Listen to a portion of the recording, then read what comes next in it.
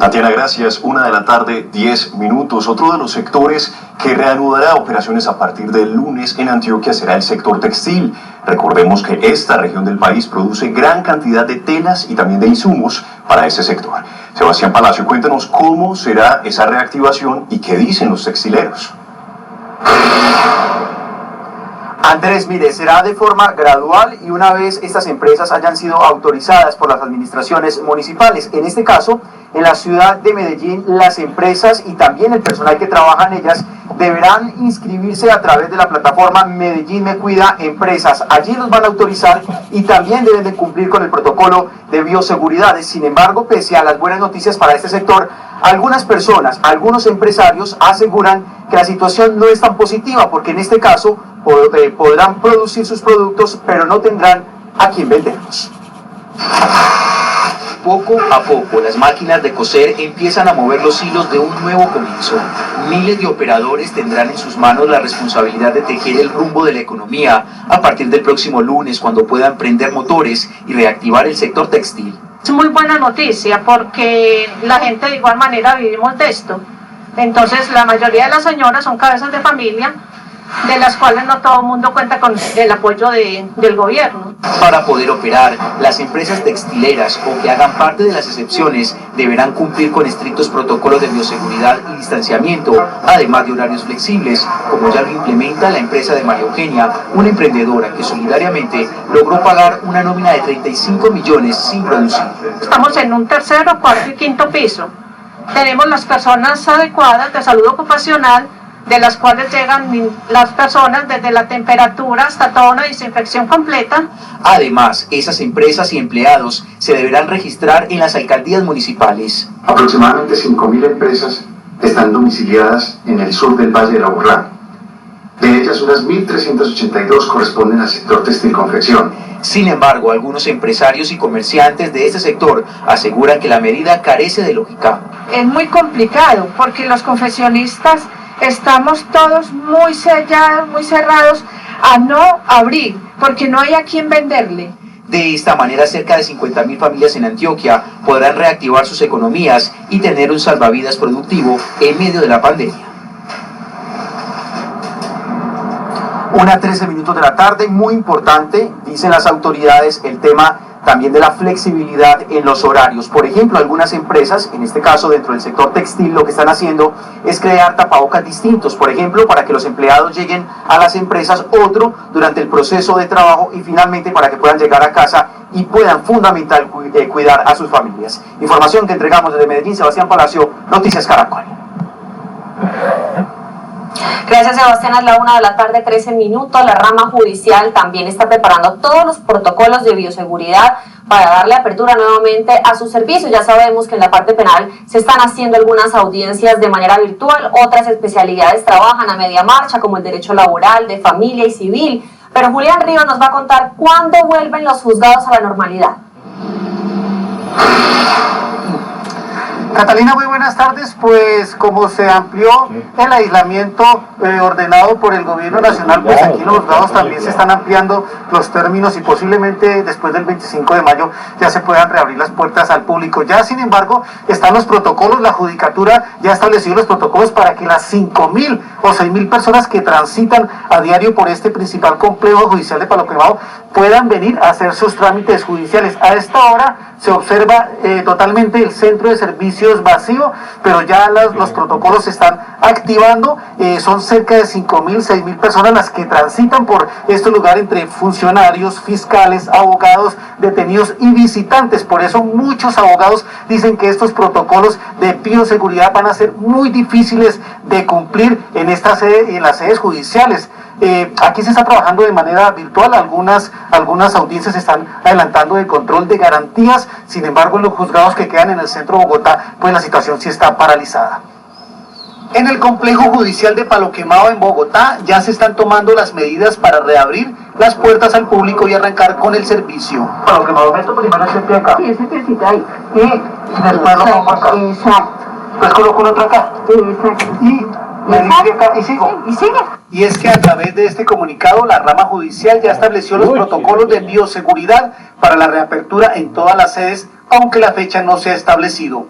Algunos funcionarios y abogados ven difícil y distante poder cumplirlos. Se queda corto por cuanto solamente se refiere al uso de tapabocas y el lavado permanente de las manos. Varios usuarios aún siguen quejándose porque sus audiencias no han podido celebrarse.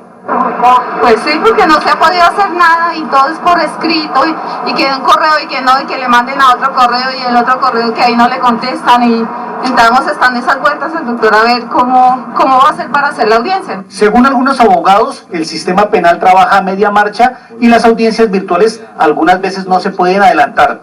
Algunos de los jueces de garantías están trabajando con trajes especiales y bajo estrictas medidas, como lo muestran estas fotografías. Los trámites en derecho laboral, de familia y civil están paralizados, solo se resuelven tutelas. Este video muestra cómo es una audiencia virtual y la pregunta que tienen algunos expertos penalistas es si el método informático ha funcionado. Algunas audiencias virtuales se han podido realizar, específicamente las que permite el Consejo de la Judicatura. Hay otras que es muy difícil realizar, por ejemplo, las de juicio oral, donde hay que interrogar a testigos. Nosotros no estamos preparados, tenemos que prepararnos y llegar a ello. Si bien estas garantías se sacrifican, mal que bien las audiencias se han venido adelantando. En el caso de los hermanos Nule, hay una solicitud especial para que las audiencias sean presenciales por lo complejo del proceso, mientras que otros litigantes se quejan porque no hay clientes y no están incluidos en las ayudas ofrecidas por el gobierno. Muchos de los usuarios que están llegando aquí al centro de servicios a preguntar por sus trámites, los funcionarios los están remitiendo a un correo electrónico. Las tutelas igualmente tienen que ser enviadas a través de un correo especial. Desde los juzgados de Palo Quemado, Julián Ríos, Noticias Caracol. Ante el anuncio de reabrir otros sectores de la economía, ¿qué medidas de autocuidado tomará para prevenir el contagio del coronavirus? Cuéntenos en @noticiascaracol. Una 17, atención, el ministro de Hacienda, Alberto Carrasquilla, acaba de entregar detalles de la emergencia económica, social y ambiental que se decretará en las próximas horas. Esto dijo el ministro. Necesitamos esa emergencia para atender no solamente estos problemas, sino muchos otros. Nosotros vamos a presentar esa emergencia, la estamos redactando, pero necesitamos ayuda, necesitamos que aquí, desde esta Comisión de la República, desde el gremio, se entienda que nosotros hace un mes, y nadie en el mundo hace un mes podía tener clara conciencia de cuánto tiempo íbamos a necesitar tomar medidas drásticas para proteger la vida y la salud de los colombianos. La 1:18 de la tarde hacemos una pausa en Noticias Caracol, pero cuando regresemos, espere.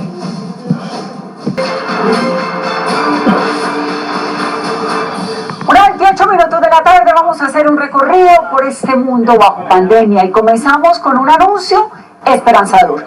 El Ministerio de Defensa israelí reveló que el Instituto de Investigación Biotecnológica de ese país ya desarrolló un anticuerpo que, dicen ellos, es capaz de neutralizar el nuevo coronavirus, pero todavía se desconocen muchos de los detalles de este desarrollo. Estas son las instalaciones del Instituto de Israel para la Investigación Biotecnológica. La agencia española EFE advierte que en este sitio, que depende del Ministerio de Defensa, se desarrolló un anticuerpo para el coronavirus y que se está preparando el registro de la patente. El ministerio en su cuenta de Twitter presentó esta esperanza para el mundo. En los últimos días, el Instituto de Investigación Biológica de Israel ha completado un desarrollo científico innovador, determinando un anticuerpo que neutraliza el virus corona, SARS-CoV-2. Toda la investigación estuvo dirigida por el profesor Samuel Shapiro, quien fue encargado de advertir que la fase de desarrollo del anticuerpo ha finalizado. El ministro de Defensa de Israel, Naftali Bennett, visitó el laboratorio del instituto al sur de Tel Aviv, donde le mostraron el anticuerpo. Dijo que se trata de un logro asombroso. Agregó que está orgulloso del personal del instituto y de todo el estamento de seguridad que continuará operando frente a la lucha contra el coronavirus, aunque no precisó si se han hecho ensayos en seres humanos. Según el Digital Times de Israel, en el mundo hay unos 100 equipos de investigación buscando una vacuna contra el virus, los cuales una docena están en los primeros estudios con seres humanos. El COVID ha contagiado a más de 3.680.000 personas en el mundo y ha cobrado la vida de 257.000 seres humanos. Estados Unidos es el país con más de 70.000 muertos que ha sufrido con mayor agresividad el virus, debido a la manera cómo ha afrontado el mismo. Un aire de esperanza que nos llega desde el Medio Oriente y un gran sacrificio que tendrá que hacer Estados Unidos para reabrir su economía en medio de muy diversas y adversas condiciones de esa pandemia. El presidente Donald Trump asegura que ese país debe reactivarse aunque se pierdan vidas. Quiere reorganizar su equipo científico, pero no sabe muy bien cómo. No podemos tener nuestro país cerrado por los próximos 5 años. Para Donald Trump no hay opción.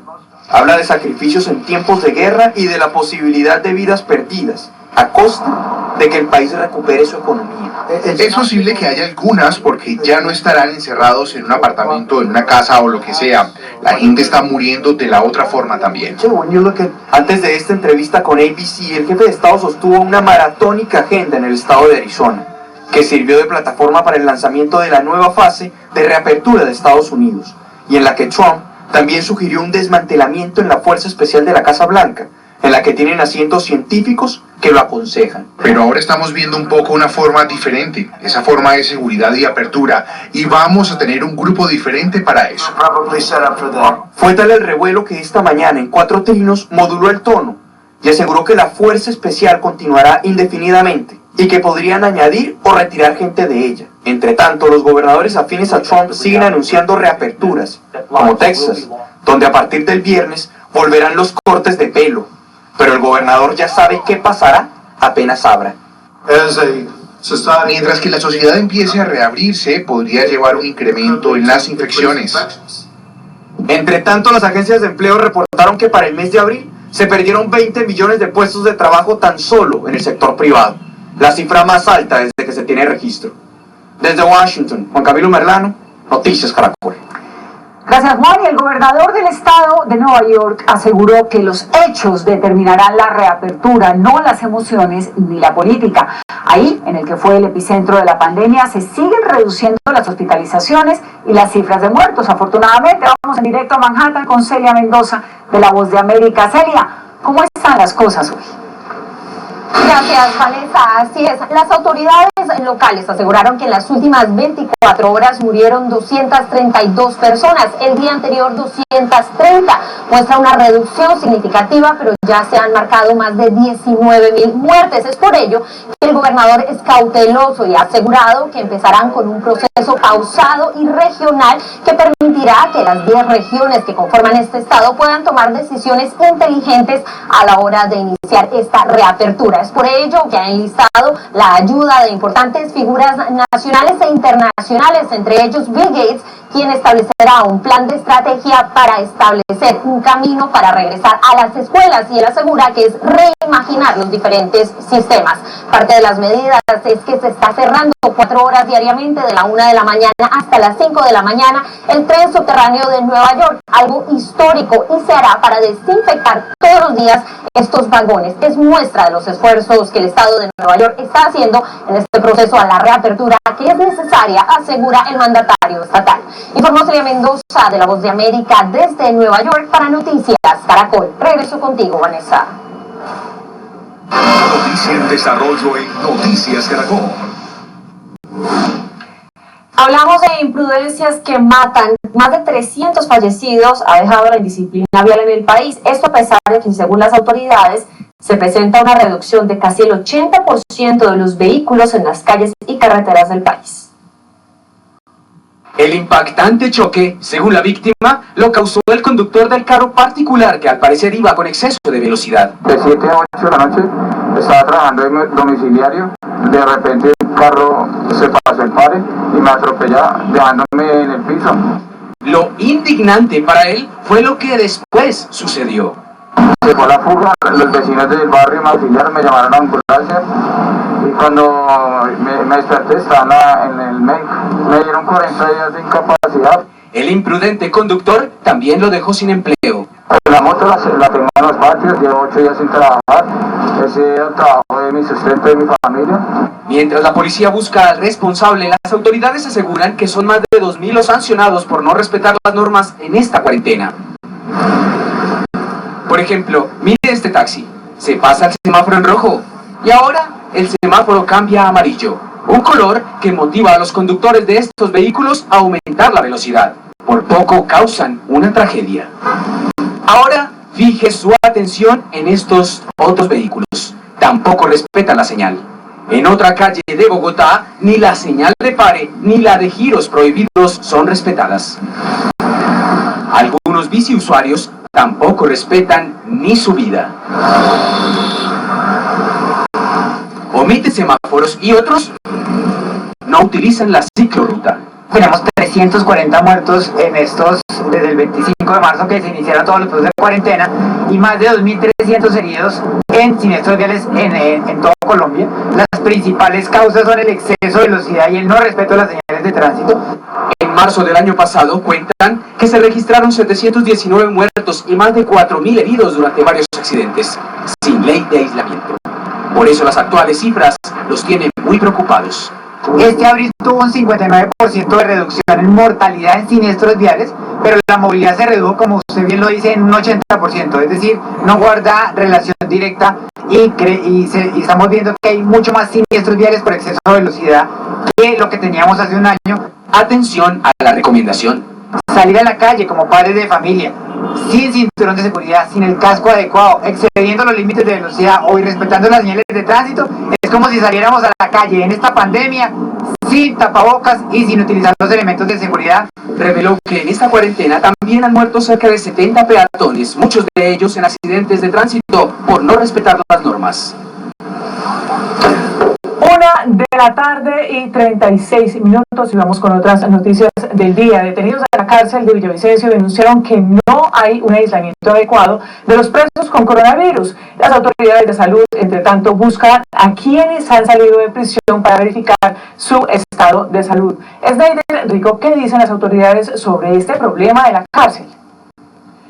Las autoridades de salud han sido claras. El registro sanitario dice, o la implementación sanitaria dice, que los internos deben de estar aislados por completo, los que están con COVID positivo, los que no tienen todavía la prueba, y también que el interno que salga de la cárcel debe estar con la prueba negativa de COVID-19. Entre tanto, las autoridades ya localizaron a 13 internos que salieron en las últimas horas y les están haciendo un seguimiento tanto de salud como policivo para que no se vayan a incumplir la cuarentena. Con el fin de verificar su estado de salud y que estén cumpliendo el aislamiento obligatorio, las autoridades ubicaron a los 13 hombres que recobraron su libertad de la cárcel de Villavicencio. La medida se tomó luego que uno de los expresidiarios diera positivo para COVID-19. De acuerdo a lo que nosotros conocemos, hay unos positivos, hay unos negativos, hay 2 o 3 que les tienen que repetir prueba. Entonces están en esas diferentes condiciones.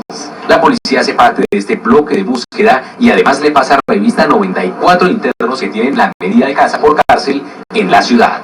Con el fin de controlar que estén haciendo la cuarentena en sus casas, en sus residencias. Igualmente, estamos apoyando las actividades de control de las personas que se encuentran en este momento con pena privativa de la libertad en su domicilio. Lo más grave, denuncia el representante de Derechos Humanos de la cárcel de Villavicencio, es que internos sanos están compartiendo celda con los contagiados de coronavirus. ¿Cómo le hace la prueba? Negativa. Negativa, ¿cuánto lleva usted Roberto conectando enfermos? Más de un mes que empezó la pandemia. Aquí en este momento en el establecimiento hay adecuaciones de carpas mentalizadas, como lo ha dicho la ministra. No hay, acá no hay sitio donde puedan aislar las personas negativas de los positivos. La Secretaría de Salud advierte que la resolución sanitaria exige que el interno que salga del penal esté certificado con prueba negativa para coronavirus. Precisamente la Secretaria de Salud de Villavicencio ha dicho que aunque no hay una claridad o un lineamiento del gobierno nacional ante lo que se debe hacer el interno que salga de la cárcel, por eso el IPEC está dando un cumplimiento al tema jurídico que le ordena un juez. Pero lo que sí es claro es que tiene que haber una articulación entre la Secretaría de Salud, que es la autoridad sanitaria, y el IPEC para permitir que los internos que salgan estén con la prueba negativa. Esta es toda la información desde Villavicencio. Ana Milena, usted tiene más información de las regiones desde Cali. Gracias. Autoridades viales expresaron su preocupación ante la llegada masiva de ciudadanos venezolanos que buscan retornar a su país. En las últimas horas se registraron fuertes enfrentamientos entre la policía y algunos migrantes. Los desórdenes se registraron a las afueras de la terminal de transportes de Ipiales, según las autoridades, porque algunos migrantes obstaculizaron la entrada al lugar. Llegaron inmediatamente, retiraron a las personas, se pidió la colaboración de una de las patrullas y se condujeron acá a la estación de policía. En los últimos días, ciudadanos venezolanos han ubicado cambuches improvisados mientras esperan ayuda para regresar a su país. Tenemos que hablar también con las autoridades porque los funcionarios llegan aquí a agredir a la gente, a tratarnos de miserables, que nos vayamos a exigir a nuestro país. Las autoridades de Ipiales, por su parte, adaptaron algunos parqueaderos de la terminal de transportes para que los migrantes reciban atención. Para que en ese parqueadero se haga la instalación de algunas carpas y todo lo necesario para que la gente que está alrededor del terminal pueda albergarse ahí mientras se hace todo tipo de exámenes, tamizajes y se hace todo el seguimiento médico a estas personas. La preocupación de las autoridades radica en que la llegada de migrantes va en aumento y la capacidad de atención del municipio ya está desbordada, lo que podría significar un riesgo para la salud de todos los ciudadanos. No te dejes confundir, solo hay una cola granulada avalada por la Federación Médica Colombiana. Y es Tarrito Rojo de JGB.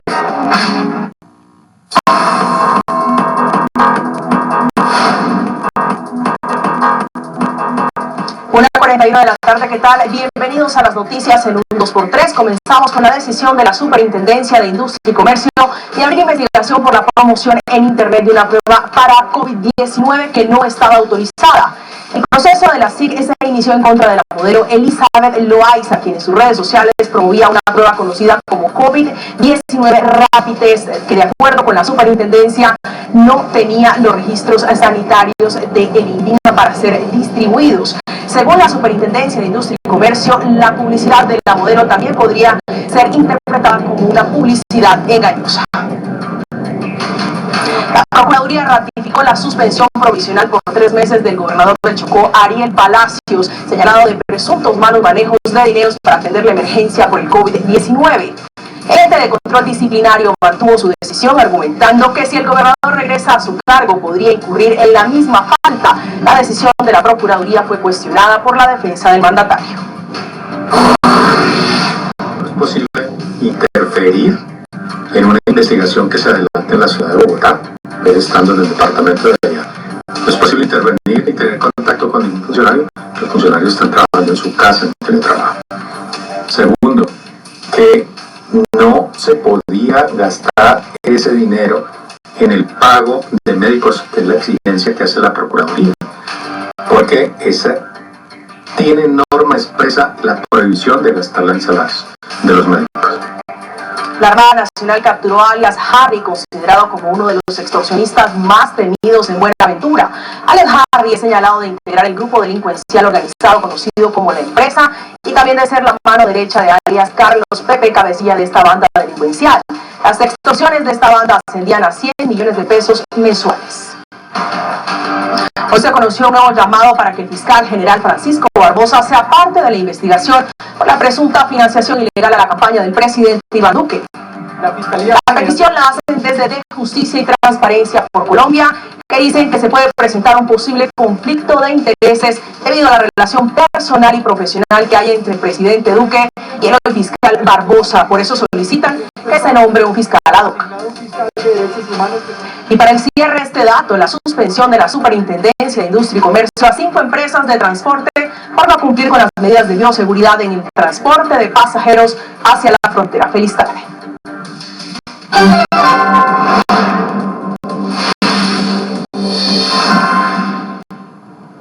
1:44 PM, información del Caribe. Mariana Baja es uno de los 38 municipios de Bolívar que se alista para reactivar la economía. Las autoridades señalaron que esta reapertura se hará de forma gradual y con estrictos controles en las entradas y salidas del municipio. Desde Quintana, ¿qué sectores reabrirán? Prácticamente se van a reabrir todos los establecimientos comerciales. Los únicos que no están permitidos son los billares, las terrazas, los bares, los que tengan que ver con la venta de licores.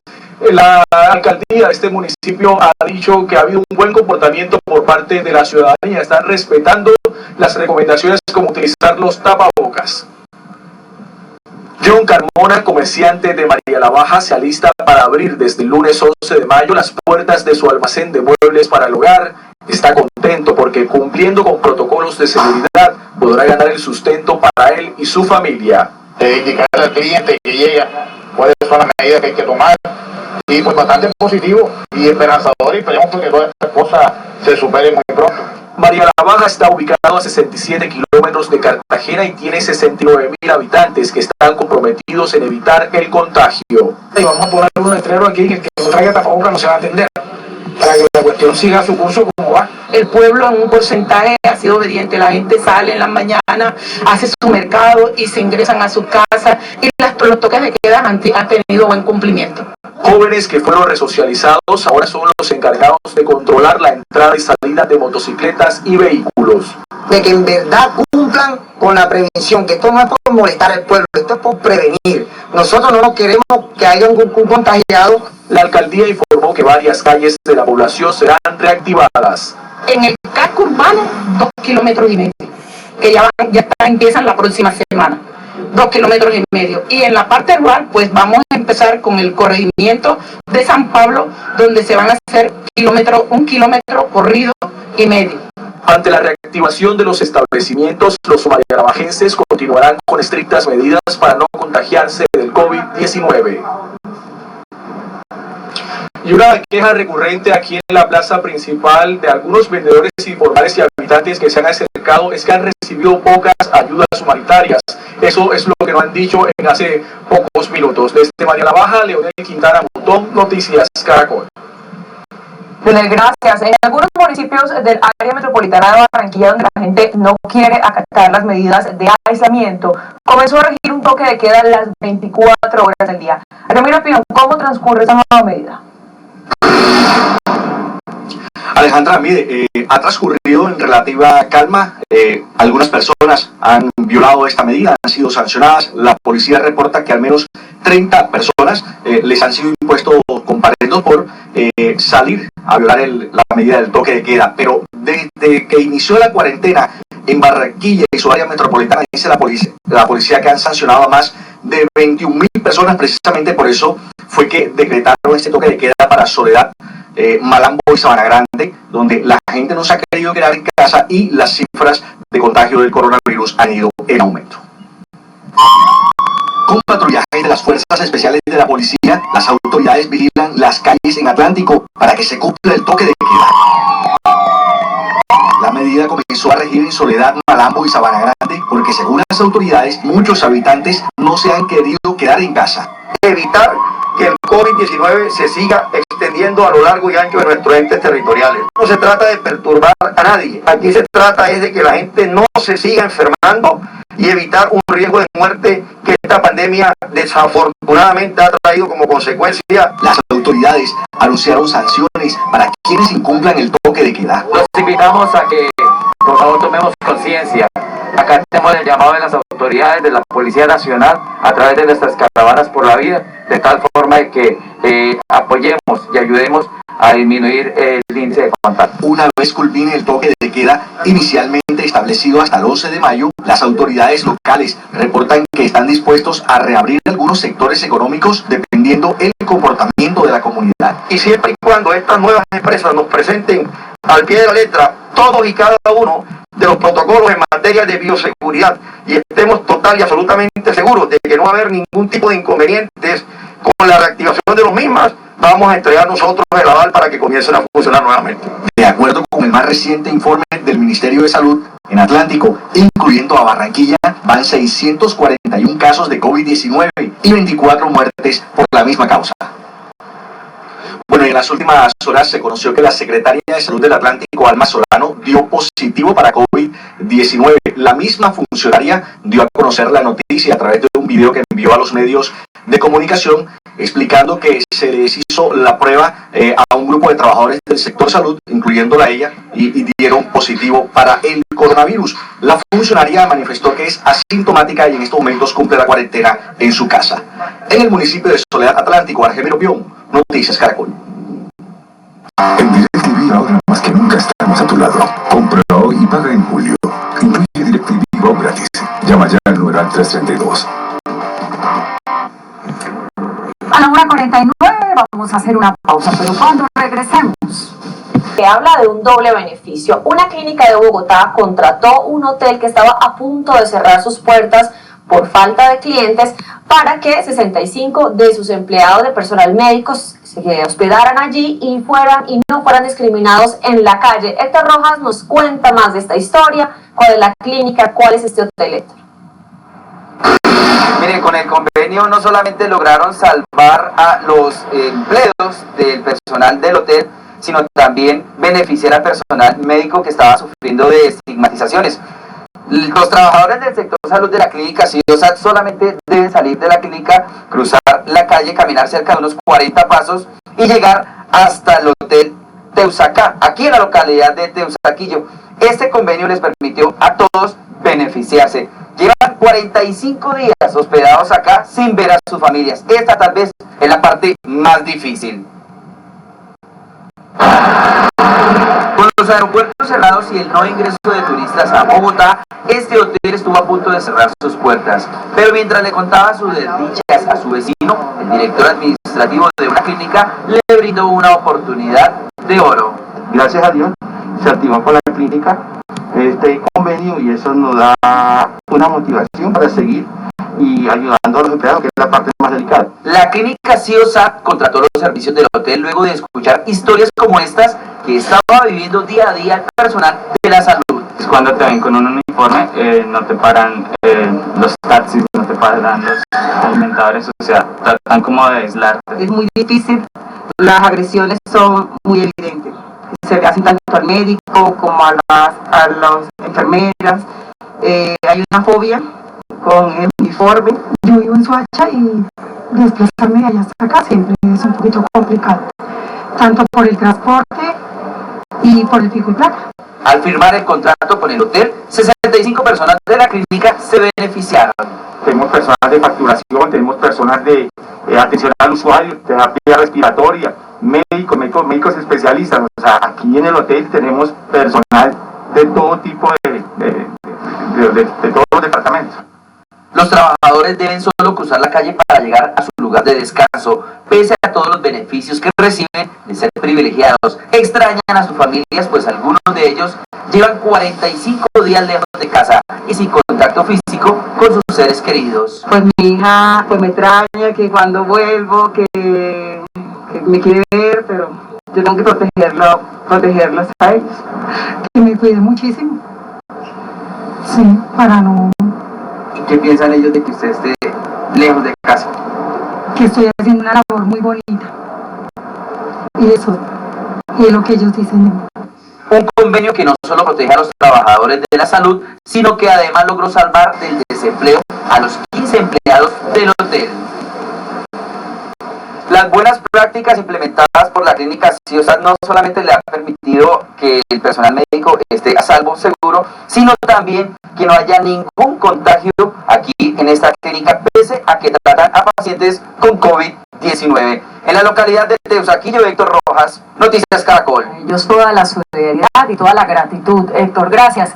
Y la preocupación más grande de las instituciones de educación superior de cara a este segundo semestre del año es la deserción estudiantil. Es por eso que están tomando medidas y tratando de dar alivios financieros para los estudiantes. Por su parte, ellos solicitan más apoyo, pues los ingresos de los acudientes están disminuidos. Instituciones educativas a lo largo y ancho del país han hecho un esfuerzo enorme por sostener la calidad mediante la virtualidad, pero para algunos alumnos las expectativas no se cumplen y las realidades financieras de sus padres son cada día más complejas. Por esto, algunos realizaron un plantón a través de redes sociales con el hashtag Matrícula Cero. Y exigimos que el gobierno financie las matrículas en su totalidad de las instituciones de educación superior públicas, y en cuanto a las privadas necesitamos garantías. 1, para los endeudados con el ICETEX, que son más de 670.000. 2, garantías para la conectividad en las regiones, que se suspendan cobros por el Findeter, que se suspendan cobros de impuestos como el IVA. Las universidades, por su parte, preocupadas por la deserción estudiantil y también por sus ingresos, anuncian atractivos alivios. Universidad Externado, 15% en matrículas para nuevos y viejos estudiantes de pregrado y posgrado. Universidad de los Andes, préstamos condonables entre el 30 y el 50% para quienes ingresan al primer semestre y financiación hasta del 100% para alumnos que ya estén cursando programas. Politécnico Gran Colombiano implementó descuento del 20% para el segundo semestre. Además, no tendrá cobros extraordinarios. Y ojo, si los alumnos que estudian y trabajan demuestran que se quedaron sin trabajo, el segundo semestre de 2020 será completamente gratuito. Universidad de La Salle, 30% en matrículas de pregrado y posgrado a estudiantes nuevos y viejos.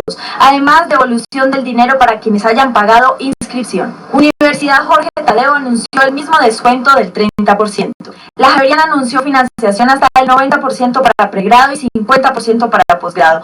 También publicó un protocolo que ya tiene preparado una vez se pueda dar el retorno presencial. Por su parte, la Asociación Colombiana de Universidades dio a conocer un plan de retorno presencial que le recomienda implementar a todas las instituciones de educación superior. En él, implementa manejo de bioseguridad, distanciamiento social y replantearse posibilidades de carga máximas dependiendo de la extensión del campus.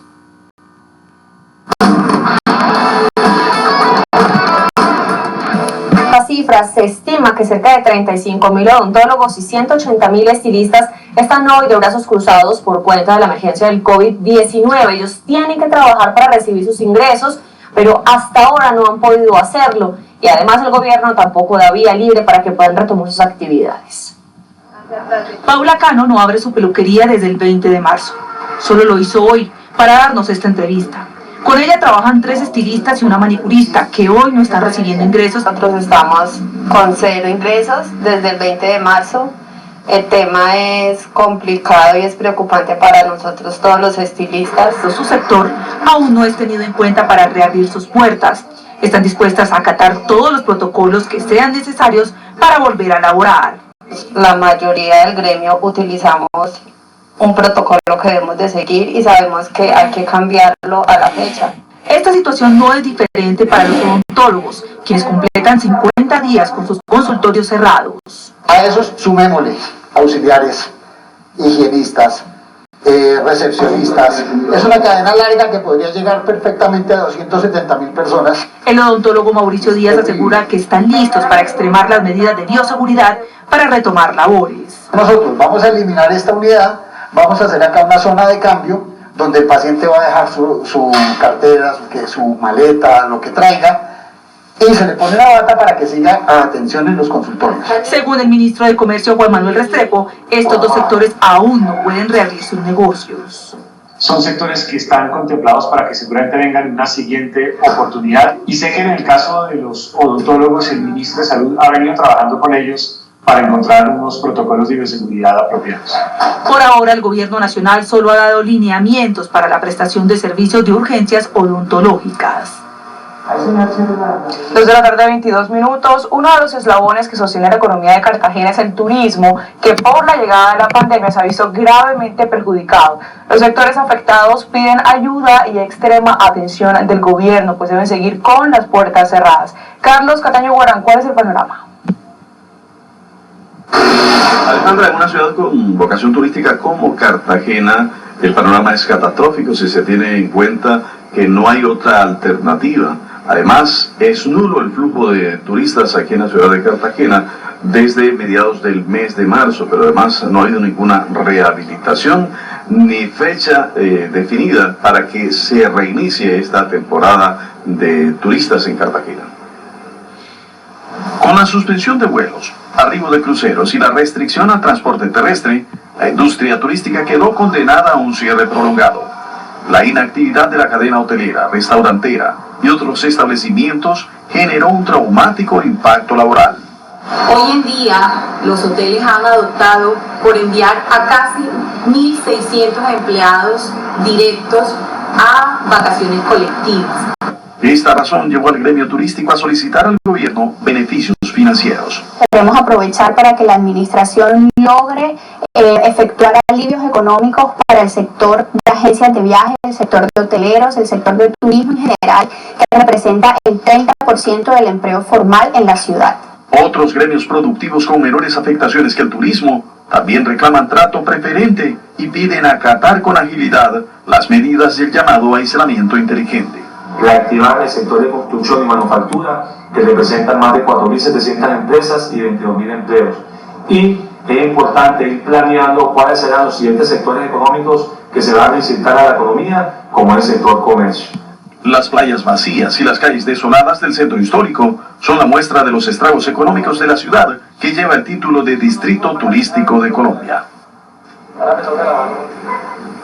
Y esta situación de crisis no es exclusiva de Cartagena, también se repite con la misma intensidad en la zona insular y en otros destinos turísticos del departamento como Monpós. Por el momento es toda la información. En Cartagena, Carlos Cataño, Iguarán Noticias Caracol. Carlos, gracias. A las 12:25 volvemos con más detalles sobre la pena que deberá pagar el asesino de la ciudadana chilena Ilse Amory Ojeda, que avaló hoy una juez en Bucaramanga. Nixon Uribe, ¿cuál es la decisión judicial? Ana Milena, buenas tardes. Mire, tras la aprobación de este preacuerdo por parte de una jueza penal especializada de Bucaramanga, pues Juan Guillermo Valderrama aceptó haber cometido el feminicidio agravado y también la desaparición forzada de la chilena Ilse Amory Ojeda, que llegó a nuestro país el pasado 5 de marzo del año anterior, y justamente pues desapareció, no tuvo más contacto con sus familiares y luego sus restos fueron encontrados incinerados en un paraje en zona rural del municipio de Río Negro. Con esta decisión, con esta negociación entre las partes, pues se fijó una pena de 36 años, 6 meses y 20 días de prisión. Su familia en Chile recibió parcialmente con satisfacción esta decisión. Manifiestan que desean una indemnización de más de 100 millones de pesos, pero más que eso, que Juan Guillermo cuente la verdad y si tuvo personas que lo acompañaron, cómplices para cometer este delito. Entre tanto, pues la defensa dice que solo devolverá el carro y 15 millones de pesos. La legislación colombiana no puede ir por los caprichos de las víctimas. En mi caso, pues él por mi intermedio siempre ha pedido y en estos momentos extiendo un perdón de Juan Guillermo a su pueblo colombiano y al pueblo chileno. Son circunstancias, son amores pasionales, ellos son los que sabrán qué pasó o no pasó. Estamos relativamente conformes, debido a que, bueno, te explico, debidamente conformes, porque si bien la pena, la condena por el delito de feminicidio se ajusta a los términos y derechos según la ley. El próximo 12 de julio se conocerá la sentencia en contra de Juan Guillermo Valderrama, quien permanece en la cárcel de alta y media seguridad del municipio de Girón. Vamos a cambiar de tema a esta hora, pues abrir el comercio en la noche y parte de la madrugada es la propuesta del alcalde de Bucaramanga para reactivar la economía en esta ciudad. Recordemos que hay 4 casos en estos momentos positivos para COVID-19 y dependerá si se aplica este comercio nocturno, si los casos se mantienen o no se aumentan. Locales comerciales abiertos de noche y parte de la madrugada es la apuesta del alcalde de Bucaramanga, Juan Carlos Cárdenas, para la reapertura segura de algunos sectores de la economía. Poder salir al comercio en horas de la noche, o sea, poder arrancar a partir de las 8 de la noche hasta las 2 de la mañana de una forma distinta, donde evitemos aglomeraciones, donde no se crucen las mismas personas. A partir de la próxima semana se permitirán las ventas al público y por domicilios en negocios de autopartes de vehículos, concesionarias, talleres, lavanderías, entre otros. Almacenes de venta de autopartes, los cuales iniciarán operación a través de citas y a puerta cerrada. Y iniciamos también la operación del sector de los peleteros, que son los que suministran las partes de las cuales está compuesto el calzado. Las autoridades están estableciendo un número limitado de personas dentro de los establecimientos para evitar aglomeraciones, conservando protocolos de bioseguridad y especialmente los más relacionados con la demanda de los productos que en estos momentos se están dando del sector de manufactura. Para FENALCO en Santander, la propuesta es ambiciosa pero necesaria. Con la alcaldía de Bucaramanga vamos a revisar la implementación de las 24 horas con el fin de poder ir reactivando poco a poco los sectores comerciales. En Bucaramanga, los sectores de la economía más perjudicados con la cuarentena son la confección, la comercialización de ropa, calzado, papelerías, talleres, lavaderos de vehículos y el sector hotelero. 2:28 de la tarde, hace algunos minutos finalizó una reunión que fue presidida por el gobernador y algunos alcaldes, donde se tomaron más decisiones para el departamento de Santander, como que las fronteras seguirán cerradas, el pico y cédula va a rotar en la ciudad y se va a registrar mayor control del ingreso de los vehículos de otros municipios hacia Bucaramanga con aspersión de desinfectantes para evitar que lleguen más contagios justamente a la capital de Santander. Bueno, vamos también a contarles antes de despedirnos esta imagen que son el despeje total del Parque del Agua ubicado en la salida hacia la ciudad de Cúcuta. En la madrugada las autoridades hicieron un desalojo de más de 200 ciudadanos venezolanos que pernotaban, que habían creado cambuches y camas en este lugar. Hoy se realizó una jornada de limpieza y desinfección de este lugar, pues hace parte del acueducto de Bucaramanga y se han presentado problemas de salubridad porque los ciudadanos extranjeros estaban haciendo sus necesidades en este punto. Lo cierto es que la situación también para los caminantes empeora, pues ahora se van a regar por la vía hacia la ciudad de Cúcuta. Es la información que registramos en Bucaramanga. Nixon Uribe, Noticias Caracol. Nixon, gracias por toda la información y seguimos en el oriente. Fuertes enfrentamientos se registraron en la zona de frontera de Villa del Rosario, situación que generó angustia entre los habitantes. Al parecer, grupos ilegales se enfrentaron con la policía y el ejército. Paula Tarazona tiene los detalles. Los hechos se presentaron en la zona de frontera de La Parada, en límites entre Villa del Rosario y San Antonio del Táchira. Allí se enfrentaron las autoridades a un grupo de hombres que se encontraban al parecer delinquiendo en este sector. Estos fueron los momentos vividos por los habitantes en la zona de frontera. Cuidado, viejo. Ahí detrás de la pared. Está dura la balacera. Para aclarar lo sucedido, me encuentro en el comando de la Policía Metropolitana de Cúcuta con el subcomandante de esta institución, el coronel Harry Pavón, quien nos entrega detalles de este suceso pues, preocupante en la zona. Sí, efectivamente, el día de ayer, a eso de las 5 de la tarde, se encontraban las patrullas de la policía realizando sus respectivos patrullajes. En el lugar se encuentra sorpresivamente con un grupo de aproximadamente 8 individuos fuertemente armados, los cuales al percatarse de la presencia policial y del ejército igualmente, inician línea de fuego contra nuestros hombres. Posteriormente también nuestros hombres disparan contra ellos. Estos hombres se repliegan hacia el sector venezolano, hacia el otro lado del río. Bueno, son los detalles de la situación presentada en el municipio de Villa del Rosario, en la zona de La Parada. La persona herida se recupera de un disparo en uno de sus glúteos. Es la información desde Cúcuta. Paola Tarazona, Noticias Caracol.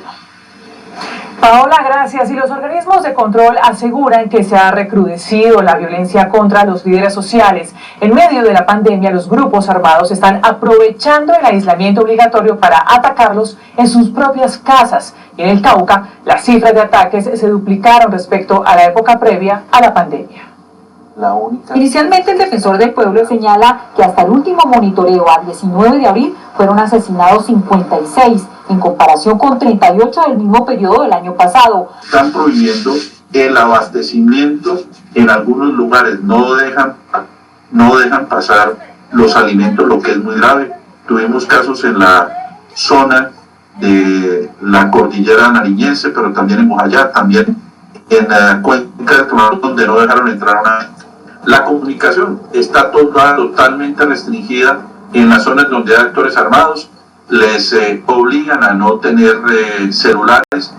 La situación es tan grave en el Cauca que pasó de 6 casos en el 2019 a 14 en el 2020, Antioquia de 6 en el 2019 a 9 casos en este año. Putumayo pasó de 1 en el 2019 a 8 casos en el 2020. El Procurador General señala que el gobierno y las gobernaciones deben mantener e incrementar los esquemas de seguridad. Organismos internacionales como la ONU reportan que por cuenta del confinamiento los líderes sociales están siendo asesinados en sus casas y que los niños siguen siendo usados para actividades ilícitas en torno al narcotráfico y otras actividades. Se aprovecha inclusive de la situación de aislamiento obligatorio para ubicar a los defensores y defensoras y atacarlos. Que niños, niñas y adolescentes son obligados a vincularse a estos grupos armados ilegales. Están siendo utilizados como vigilantes, como cobradores de extorsiones, incluso como reclutadores de otros menores. También son víctimas de violencia sexual. Coinciden que en comunidades como el Cauca, la ayuda alimentaria y de salud no está llegando porque los grupos ilegales se aprovechan de comunidades afro e indígenas para hacer retenes ilegales. Noticia en desarrollo en Noticias Caracol. Al Congreso de la República llegó el tema del presunto espionaje de la inteligencia del ejército a 130 personas, espionaje denunciado por la revista Semana. ¿Qué ha dicho el ministro de Defensa, Luis Eduardo Maldonado? Que a la fecha ya hay resultados de las investigaciones y resultados administrativos, que las investigaciones avanzan. Quienes han citado este debate le han dicho al gobierno que quieren nombres, quieren responsables y quieren cabezas de las personas que ordenaron el espionaje a más de 130 personalidades del país. Pero el ministro de la Defensa también se ha declarado sorprendido porque dice que hasta el gobierno fue víctima de estas acciones ilegales. El gobierno está al servicio de los organismos de control para que se conozca toda la verdad, porque según la revista Semana, esas eventuales o presuntas acciones ilegales habían llegado hasta el despacho del propio presidente de la República. Nadie más interesado que el gobierno, nadie más interesado que el país en que se conozca toda la verdad y en que se conozca quién tenía interés en urdir conspiraciones contra el jefe del Estado. El senador Antonio Sanguino le ha dicho al presidente Iván Duque que les entregue las carpetas completas de los resultados de ese espionaje, de ese seguimiento que se le hizo a varios sectores de la oposición, y advierte a la oposición que el tema ya hoy está en los estrados internacionales.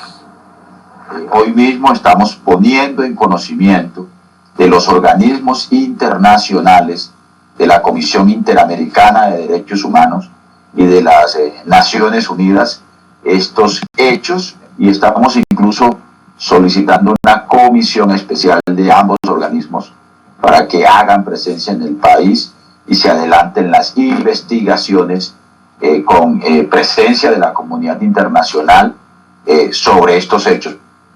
Por su lado, el senador Iván Cepeda le ha pedido al Centro Democrático que haga públicos los nombres de los posibles congresistas o miembros de esa colectividad que habrían recibido información de estas acciones ilegales de inteligencia, que diga los nombres y diga qué carpetas recibieron. En Bogotá, Luis Eduardo Maldonado, Noticias Caracol.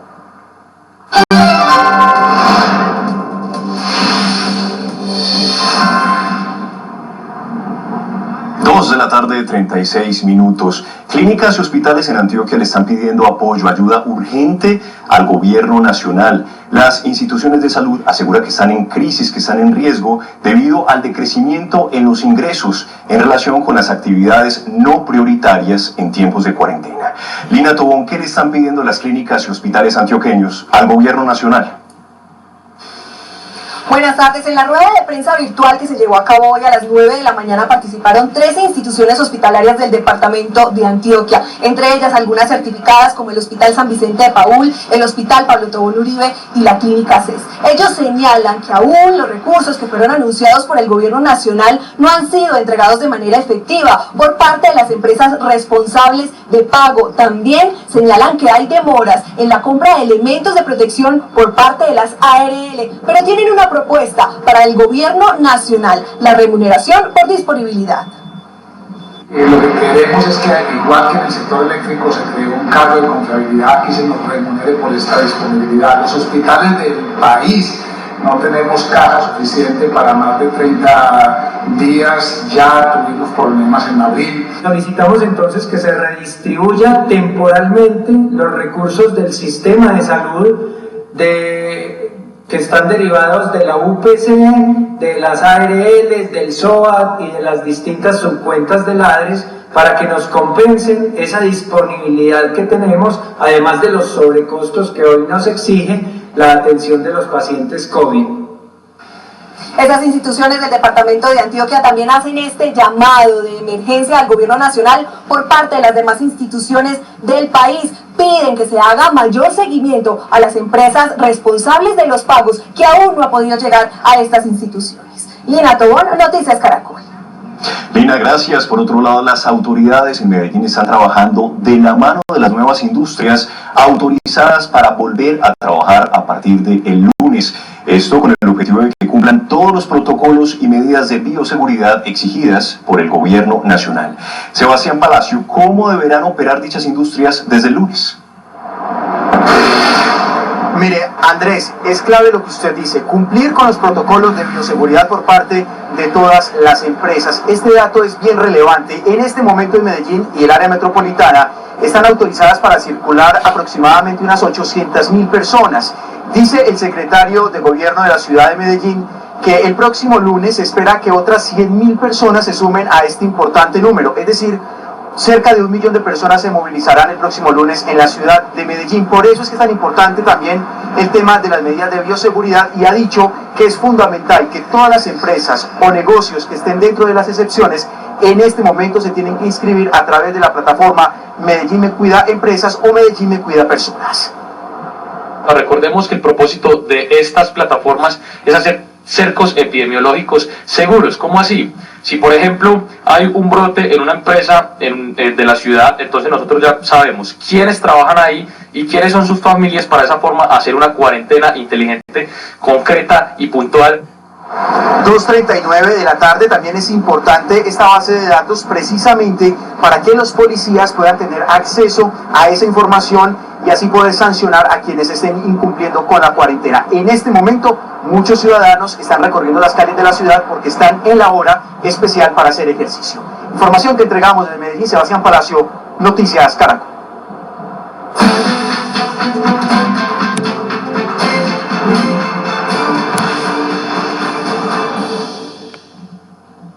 Muy buenas tardes, los saludo desde casa. El mundo hoy empieza en América Latina y el Caribe, que ya cuentan 15.000 víctimas mortales por el COVID-19. Brasil y México son las naciones más afectadas. La Organización Panamericana de la Salud prevé una aceleración en los contagios en este mes de mayo y advirtió que la región aún está por enfrentar lo más duro de la pandemia.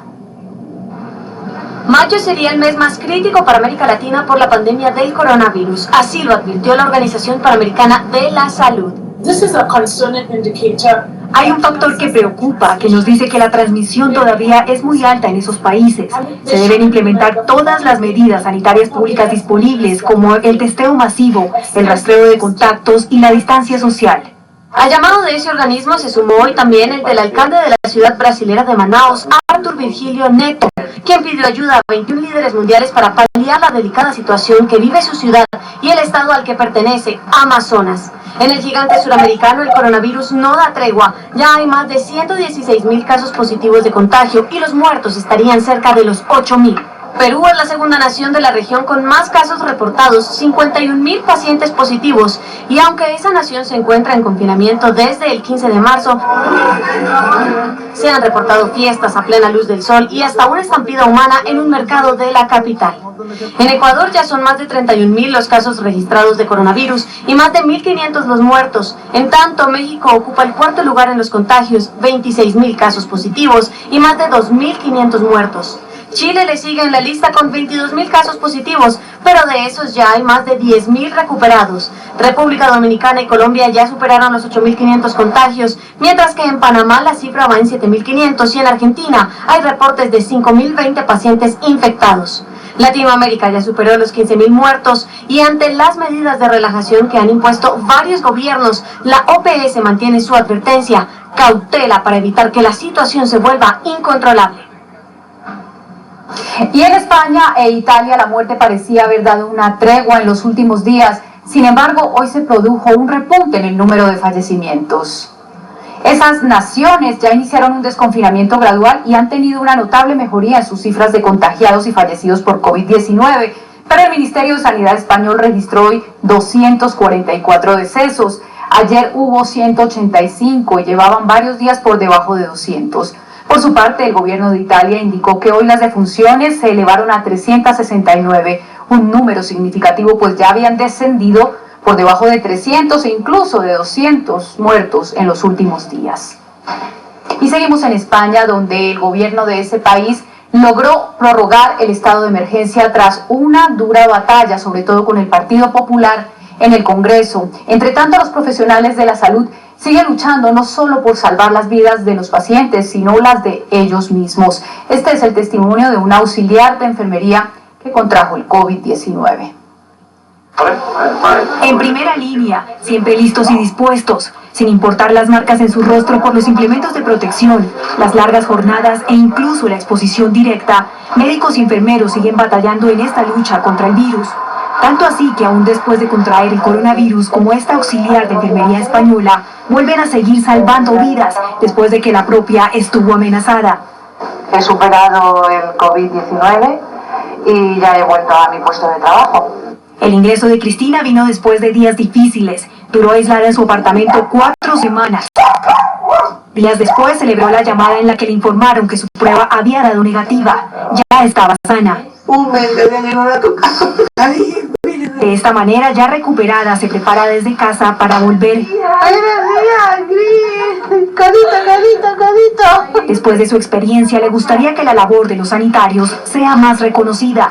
Necesitamos que esta gratitud y esto se reconozca un poco más en general durante más tiempo, ¿no? No solo ahora, porque ahora lo hemos hecho porque era necesario, pero porque es nuestro trabajo y nos gusta. Pero en realidad lo hacemos siempre. Cristina espera haber desarrollado anticuerpos para evitar una segunda infección. Lo que más le preocupa es llevar el virus a su familia, pues está a cargo exclusivamente de casos confirmados o sospechosos de COVID-19. También es preocupante la velocidad que están tomando los contagios en Rusia. Por cuarto día consecutivo registró más de 10.000 casos diarios. Ya suma 145.000 contagiados y se convierte en el quinto país más afectado de Europa por el COVID-19. Ahí también la gente del personal sanitario está luchando contra viento y marea. Moscú es el mayor foco epidémico en Rusia. Tiene más de 80.000 casos confirmados y 816 víctimas mortales. El presidente Vladimir Putin quiere empezar a considerar una desescalada gradual, pero los contagios están disparados. Hablaré con franqueza, no hay opción. La propagación es tan rápida y mata tan rápidamente que hemos tenido que enfrentar esto. En teoría no es correcto, pero no hay otra forma. Ellos son quienes mejor lo saben, pues las unidades de cuidado intensivo ven llegar más y más pacientes.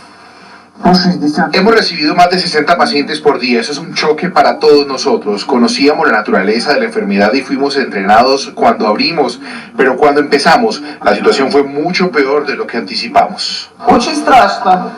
Es una enfermedad muy miedosa. No puedes hacer nada, no puedes comer ni beber, nada. Y sientes como si cada respiro pudiera ser el último.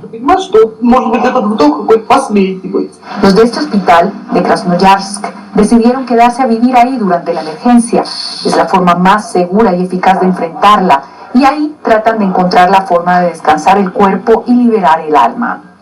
En el tiempo de descanso hacemos algo de deporte, de yoga, un poco de pesas. Bebemos mucha agua y hacemos lo que podemos para mantener nuestro sistema inmune en buena condición. Pero a muchos no les resulta fácil. Las autoridades investigan 3 casos de médicos que han caído por ventanas de edificios, ligados al parecer por denuncias sobre la precariedad de las condiciones de trabajo. En el sur de la Florida, los propietarios de negocios que han estado muy afectados por encierre han decidido desafiar las reglas, incluso las multas, y reabrir sus locales comerciales. Otros, como los organizadores de eventos, han tenido que recurrir a su creatividad máxima. A los negocios no esenciales del sur de la Florida, como Miami-Dade, Broward y Palm Beach, aún no se les permite abrir al público. Sin embargo, algunos dueños, desafiando la orden de confinamiento y ante la imposibilidad de tener ingresos, decidieron atender al público con algunas precauciones. Estamos tomando medidas de precaución, tomando la temperatura de nuestros clientes, exigiéndoles mascarillas, guantes y que se desinfecten. Si desinfectamos las sillas, comienzan después de cada cliente. Ya lo multaron, pero asegura que quedarse sin ingreso no es opción. Y es que sin tener fecha de reapertura aún, los dueños de negocios se las han tenido que ingeniar para sobrevivir. Como Betty, que tras 27 años con su negocio de fiestas, vio como decenas de contratos le fueron cancelados por la pandemia. Por eso decidió ofrecer un nuevo servicio llevándole alegría a la gente para celebrar sus fechas importantes con música, acrobacia y hasta con vallas personalizadas. Aunque son 15-20 minutos que estamos en la calle, salen los vecinos, de todo el mundo de lejos, pero todo el mundo feliz, todo el mundo celebrando. Roxy, que está en el negocio del entretenimiento infantil, también encontró una manera de hacerle frente al daño económico por el coronavirus. Hace visitas y actividades virtuales con personajes infantiles que incluyen la lectura de cuentos para niños. Ante el impacto económico de la pandemia en el sur de la Florida, en algunas ciudades como en Miami Lakes, es el alcalde quien pide insistentemente a las autoridades condales que le permitan abrir los negocios en su ciudad. Desde Miami, Judy Mora, Noticias Caracol. Judy, gracias. Y otro indicador de normalización en China, Disneyland en Shanghai se prepara para su reapertura. El parque temático abrirá sus puertas el 11 de mayo. Durante la fase inicial adoptarán nuevas medidas de operación, limitarán el número de visitantes y combinarán estrategias de distanciamiento en los recorridos y restaurantes con una rigurosa desinfección. Algunos lugares que involucran interacción frecuente, como áreas de juego para niños y cines, permanecerán cerrados por ahora. Y hasta aquí El Mundo Hoy, pero Noticias Caracol tiene mucho más. Mucho más, Margarita. Gracias, 2:49. Cuando regresemos a Noticias Caracol, primero Noticias. Esperen. En el marido que un joven accede a la plataforma de internet de su universidad, no tiene celular, no tiene computador y tampoco acceso a la red, pero gracias al computador de una prima en un árbol y pidiéndole internet a sus vecinos, logra conectarse a sus clases. Para Tomás Gutiérrez, un estudiante de segundo semestre de Ingeniería de Sistemas, los límites no existen y por eso, a pesar de vivir en una humilde vivienda sin internet, se trepaba a un árbol y con una mano usaba el celular prestado y con la otra sostenía el libro para recibir su clase. Hablé con mi prima y ella me facilitó el teléfono. Entonces estaba sentado en ese lugar precisamente, al no poder ahí no contar con una señal suficiente, me trepé en el árbol para poder mantener una señal más estable y mantenerme en la clase. Pero en un momento de eso, cuando intentaba bajarme, se me resbaló y se me cayó el teléfono. Fue un docente de Tomás quien se dio cuenta del ingenio del universitario. Sentí que uno de los estudiantes se movía de un lado para otro. Al rato, el estudiante se cayó, la imagen se fue. Regresó como a los 3 minutos. Yo le he preguntado, cuéntame, Gutiérrez, ¿qué le pasó? No, profe, que se cayó. Yo le dije que se cayó. No, profe, se cayó el celular. En cambio, como eso, yo pensé que se había caído el wifi. Profe, lo que pasa es que realmente yo mis clases las doy trepado en un árbol. Tomás ponía en riesgo su integridad física, pero nada le importaba, solo recibir educación en la copa de un árbol. Manteniéndome aquí, más o menos, es que yo encontraba una señal suficiente para mantenerme en la clase, aunque muchas veces se me dificultaba porque es muy incómodo. Las directivas de la Universidad del Magdalena llegaron hasta su casa en San Basilio del Piñón, Magdalena, para entregarle un premio por su dedicación y esfuerzo. Se dio esta noticia y gracias a esto la Universidad del Magdalena me ha brindado un apoyo y me permite seguir con mis estudios. Las ganas y fortaleza de Tomás son un ejemplo de cómo salir adelante a pesar de las necesidades.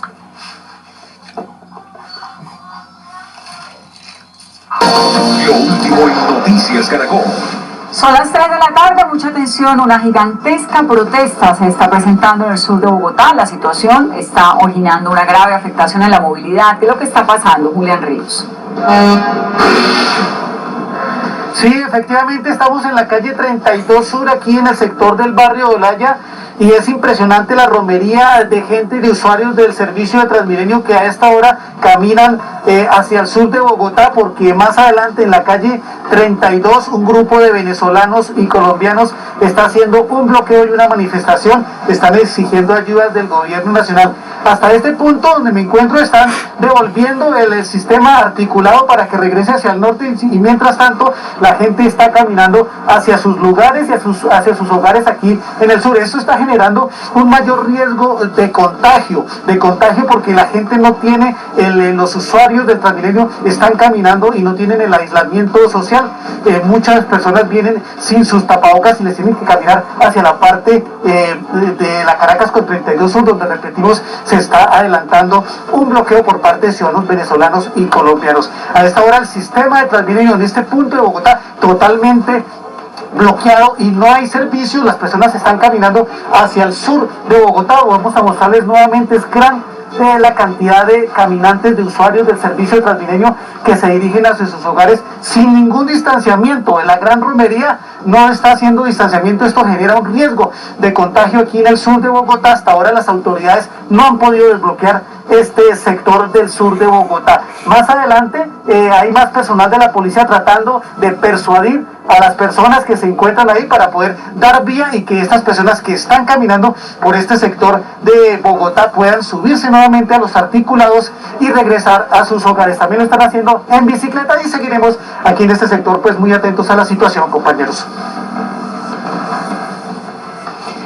Gracias, Julián. Lo que está pasando en el sur de Bogotá, y ahora vamos a ver lo que pasa en el sur del país. En el departamento del Amazonas, los casos de COVID-19 siguen en aumento y ya llegaron a los resguardos indígenas. Eso mantiene en alerta a la comunidad que le está pidiendo más ayudas al gobierno nacional. Por allá el otro año. Carlos Calderón, médico experto en epidemiología, asegura que se deben tomar medidas inmediatas para proteger a los indígenas del Amazonas por tratarse de una población vulnerable frente a contagios. Tenemos que esforzar y realizar una serie de actividades diferentes, digamos que con respecto a la población general, dado que es una población vulnerable en el contexto de una pandemia, dado la accesibilidad de los servicios de salud de esa gente. Resalta que se deben suministrar los implementos de bioseguridad en la zona para salvaguardar a las poblaciones. Hay que tener en cuenta es el uso adecuado de un tapabocas en el cual deba cubrir toda la parte nasal y la parte vocal para prevenir el contacto y la transmisión de este virus. Es muy importante que en el caso de que tengamos algún paciente, el cabildo indígena positivo, tenemos que realizarle un aislamiento social y igualmente aislar la comunidad. En Puerto Nariño, municipio indígena del Amazonas, ya hay casos positivos y la comunidad creó elementos seguros para atender a estos pacientes. La cápsula está construida con un plástico que permite aislar al paciente del contacto con las demás personas. Está fabricada con tubo PVC de 1 pulgada y permite la interacción por medio de 3 guantes que se le adecuan a la cápsula. El objetivo de la elaboración de la cápsula es para permitir el transporte de pacientes desde la ciudad de Puerto Nariño hasta la ciudad de Leticia para minimizar el contacto frente paciente y personal de salud. En Amazonas el número de personas contagiadas con COVID-19 supera los 280 y las autoridades esperan confirmar si 10 muertes recientes de pacientes están relacionadas con el virus. El gobernador del Chocó y el alcalde de Quibdó salieron con megáfono en mano a impartir control a los desobedientes que están violando la cuarentena. La otra cara de la moneda la están viviendo los vendedores de las plazas de mercado por el toque de queda durante los fines de semana. Ni con pico y cédula, género, placa y hasta toque de queda los fines de semana, las autoridades han logrado que la población de Quibdó obedezca la norma. A las autoridades no me traen a la gente, porque la gente le están repitiendo todos los días lo mismo y no le hace caso ya. Estamos ante una pandemia que está rondando a nuestra gente. Por favor, evitemos el contagio. El gobernador del Chocó y el alcalde de Quibdó salieron por las calles para poner en cintura a los que violan la cuarentena. Necesitamos que esos decretos, esas recomendaciones se respeten. Quibdó ya es de las ciudades que más comparendos tiene. Llevamos alrededor de 2.400 comparendo a las personas. La plaza de mercado y el sector de la Alameda Reyes son los más frecuentados por los quibdoseños. Allí se refleja otro drama, el de los que viven del diario con la venta de productos perecederos. Todo se pérdida porque nosotros trabajamos del bolsillo de uno, porque el gobierno nosotros no está dando nada. Según el gobernador del Chocó, la gente no está siendo receptiva y tampoco acata las medidas de las autoridades. Las medidas que sean necesarias para proteger a la gente y esas medidas que se tomen en Quibdó serán un marco de referencia para las otras ciudades. Chocó reporta 27 casos de COVID-19, 22 en Quibdó, 5 en la zona del San Juan, 3 fallecidos y 4 recuperados, y se esperan los resultados de 31 personas más sospechosas del virus. Entre los perfilamientos ilegales hechos por inteligencia militar y denunciados por la revista Semana aparece el nombre de Humberto Correa. Él es líder sindical de la Confederación de Trabajadores. Hablamos con él y dijo que tiene miedo. Herramienta más. Humberto Correa Gómez tiene 65 años, una vida entera de lucha por los derechos humanos y una angustia en el alma. Aparece con carpeta propia en el ejército por su lucha de 43 años en el movimiento sindical colombiano. Hoy evalúa si debe salir del país con su esposa y su hijo. Sería muy importante y refrescante para la democracia que se llevara a cabo una investigación que esclareciera tan graves hechos.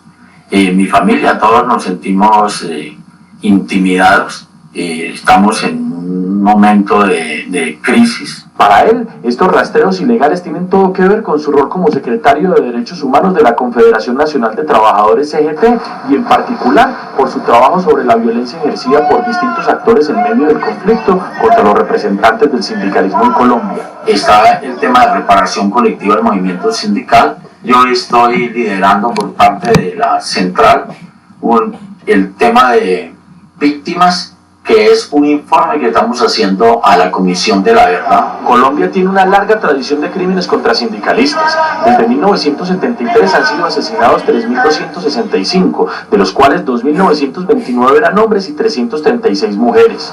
Tan solo en la CGT se han documentado 492 hechos de violencia discriminados así, 175 amenazas, 173 homicidios, 55 intimidaciones, 32 secuestros, 17 atentados, 9 desapariciones, 8 exilios, 4 lesiones personales, igual número de torturas y desplazamientos y 11 detenciones arbitrarias. Las regiones donde el sindicalismo ha sido más criminalizado son Arauca, Valle del Cauca, Magdalena, Antioquia, norte de Santander, Atlántico, Casanare, Sucre, Meta, Cesar y Bogotá. En un país con semejantes antecedentes, dice Humberto Correa, el miedo que siente hoy es más que comprensible. Juan David Laverde, Noticias Caracol. En América. Esta mujer que quiero presentarles hoy es uno de los símbolos más bellos que nos hemos encontrado por estos días. Es la muestra de que en medio de las dificultades todavía podemos sonreír.